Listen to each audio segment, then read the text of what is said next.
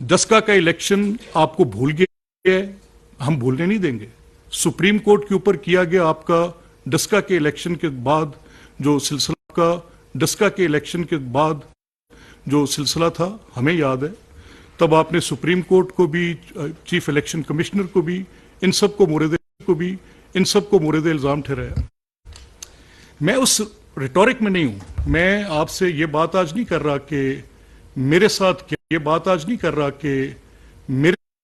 क्या हुआ 2018 से ऑनवर्ड्स, कितनी जेलें काटी, कितनी इब्तला हुई, किन किन पॉलिटिकल पर्सन्स को। मैं उस बहस में से कि मेरे साथ की गई ज्यादती थी, तो मैं ये तासुर नहीं उभारना चाहता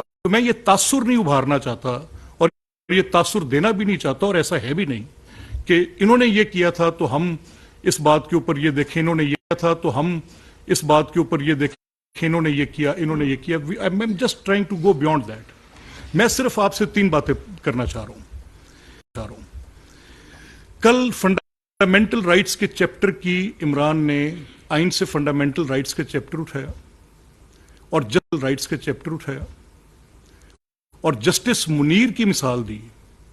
जस्टिस मुनीर तो नजरिया जरूरत एक आईनी बात की तशरीह करते हुए था कि कभी नीड बेस भी ऐसी काम की जा सकती है, तो उसने तो कोई आइन की तशरीह दी। मुझे बताएं साकिब निसार साहब ने क्या किया? यही इलेक्शन कमीशन था। उस वक्त इसके कौन सरबराह थे? शहबाज शरीफ साहब की हुकूमत पंजाब में कायम थी।